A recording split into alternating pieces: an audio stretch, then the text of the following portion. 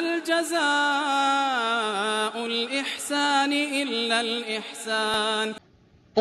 Abu Darda radiallahu ta'ala, qu'est-ce qu'il a dit? Il a dit: prends garde aux invocations de l'opprimé, car elles s'élèvent vers Allah comme les étincelles du feu. Elles s'élèvent vers Allah comme les étincelles du feu. Non. Le prophète alayhi salam a dit dans un hadith authentique, il a dit: ittaqu da'wat al-mazlum fa inna tas'adu ila as-sama'i ka'annaha sharara. Cheikh al-Albani a dit, hadith sahih, on donne Sahih al-Jami' numéro 118. Naam, craignez l'invocation de l'oppressé, car son invocation monte vers le ciel comme si c'était une étincelle. Naam, craignez l'invocation de l'oppressé. Attention que tu lèses, que tu fasses du tort à quelqu'un, car s'il va faire une doua, elle va monter vers le ciel comme si c'était une étincelle. Vous savez l'étincelle? Que, yani, la vitesse qu'elle a. La vitesse, yani, comment qu'elle va monter vers le ciel, bi'idhnillah subhanahu wa ta'ala. J'ajoute que le prophète sallallahu alayhi wa sallam a dit aussi, ici qu'est-ce qu'il a dit? Il a dit, craignez l'invocation de l'oppressé, c'est tout. Il n'a pas dit de quel oppressé il parle. Du musulman ou du kafir. Il n'a pas dit. Regardez dans ce hadith. Il a dit, ittaqu da'wat al-mazlum wa in kana kafiran fa innahu laysa duna hijab. Il faut voir Sahih al-Albani, Sahih al-Jami' numéro 119. Écoutez ici ce qu'il a dit.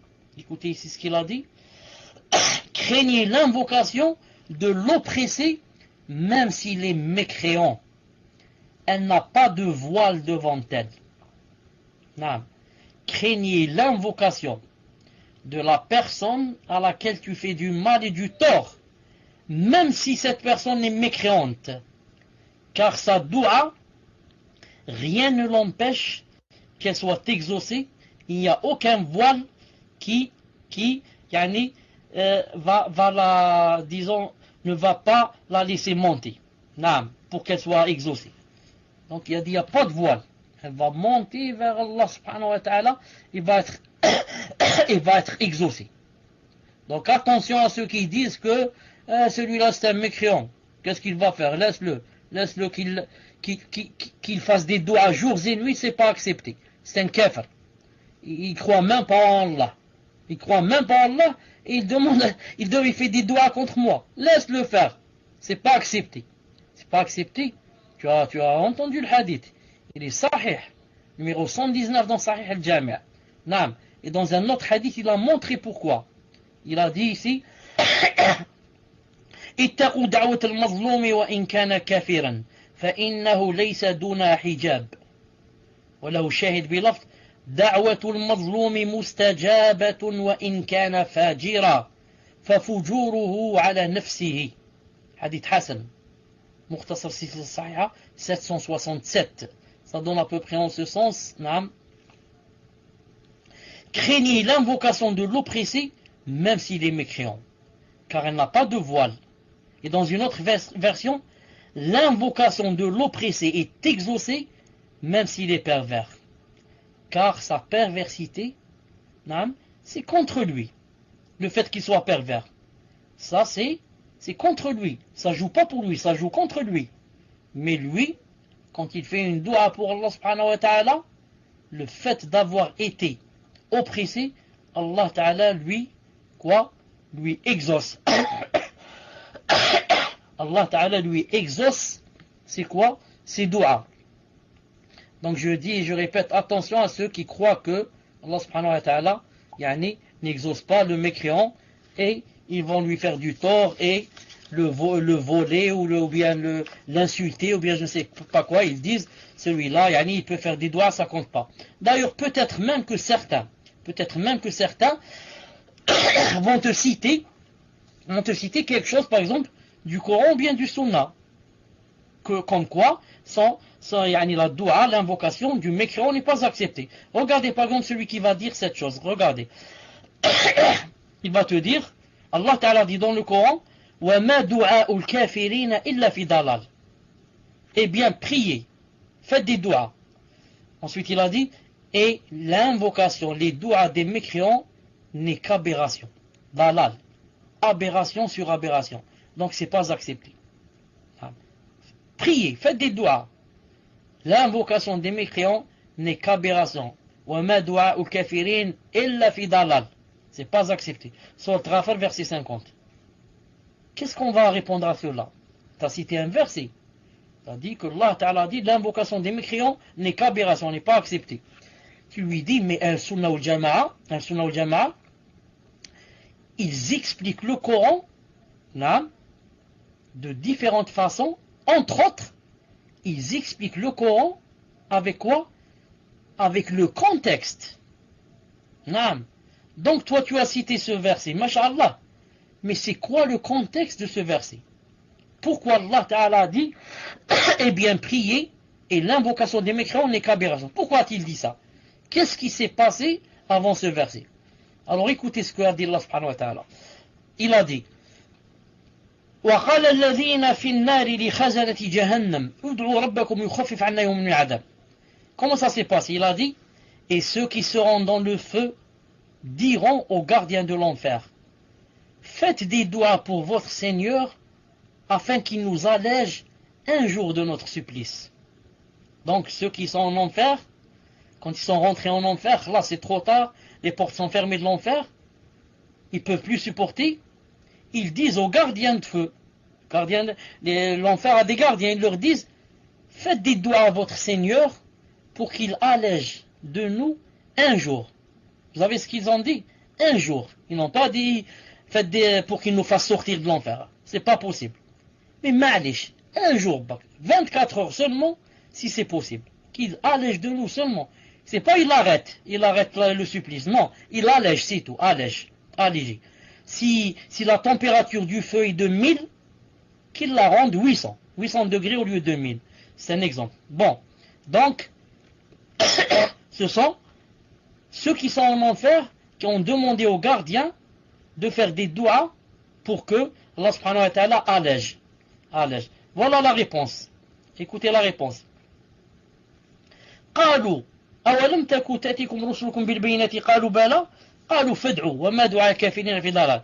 Ils vont leur dire, c'est-à-dire les gardiens, ils vont leur dire, vos messagers ne vous apportaient-ils pas les preuves évidentes? Ils vont répondre si. Alors les gardiens vont leur dire, eh bien priez. Et l'invocation des mécréants n'est qu'aberration. Donc, pour celui qui va nous citer le verset, eh bien priez, et l'invocation des mécréants n'est qu'aberration, on va lui dire, excuse-nous, mais ça, c'est Yom al-Qiyamah dans le feu.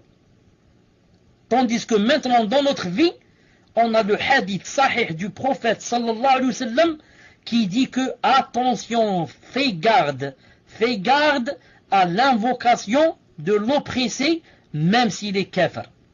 Voilà. Et le prophète sallallahu alayhi wa sallam connaît le Coran mieux que nous. Et le prophète alayhi wa sallam connaît le verset que tu viens de citer toi mieux que toi. Il sait qu'il y a un verset qui dit, eh bien priez, et l'invocation des mécréants n'est qu'aberration, mais malgré cela, il a dit que si le kafir fait des doua contre toi, car tu lui as fait tort, alors l'invocation va être exaucée. Naam. Voilà, Inch'Allah Ta'ala, ce que je voulais dire pour aujourd'hui. Donc vous avez compris comment j'ai terminé le dars en disant que Al-Sunnah wal-Jama'a, ils font appel au contexte. Des fois, ils font appel au contexte. Pourquoi? Pour expliquer des choses.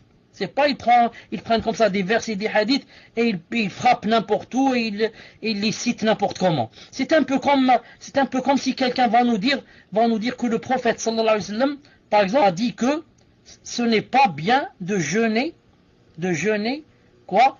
Dans le voyage. Il va nous dire, j'ai un hadith où le prophète sallallahu alayhi wa sallam a dit Laysa min al-birri siyam fi safar. Sahih Abi Daoud 2082. Ce n'est pas de la piété le jeûne pendant le voyage. Ne fait pas partie de la piété le jeûne pendant le voyage. Donc, celui-là, ou là, ce jahl, ou là, qu'est-ce qu'il veut? Il veut nous dire que voyager, c'est pas permis de jeûner, car ça fait pas partie de la piété. On va lui dire, Allah yahdik, cite-nous le contexte de ce hadith. Qu'est-ce qui s'est passé pour que le prophète sallam ait dit cette phrase? Il dit, ah, je ne sais pas. On va lui dire, tu ne sais pas. Tu vois que tu parles avec ignorance. Le prophète sallallahu alayhi wa sallam était en voyage et a vu quelqu'un évanoui par terre.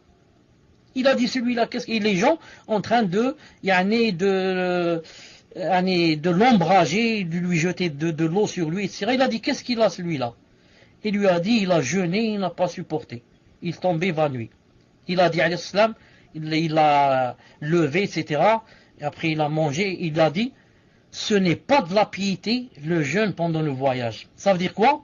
Ça veut dire que ça rentre pas dans la piété de jeûner pendant le voyage pour quelqu'un dans ce cas. Pour quelqu'un qui est, dans ce cas de cette personne qui va jeûner ensuite, va tomber jusqu'à s'évanouir. Ça rentre pas dans la piété. Dans ce cas, il faut manger. Que ça soit pendant le ramadan, ou que ça soit encore pire si ce n'est pas le ramadan. Sinon, le prophète, sallallahu alayhi wa sallam, dans le hadith Bukhari, le sahabi rapporte, il a dit, nous partions en voyage pendant le ramadan avec le prophète, sallallahu alayhi wa sallam, il faisait une chaleur torride, nous, les sahaba, nous tous, on mangeait, et le prophète, alayhi salam, jeûnait, lui et Abdullah ibn Rawaha. Donc, comment le prophète sallam jeûnait pendant le voyage, pendant le ramadan, avec la chaleur torride, et il va dire, c'est pas de la piété, le jeûne pendant le voyage. Donc, c'est contradictoire. Si ce n'est que, comme j'ai dit, alhamdoulilah, que les gens, les savants, savent comment joindre et grouper entre les hadiths et expliquer chacun d'après son contexte, bi'idhnillahi subhanahu wa ta'ala.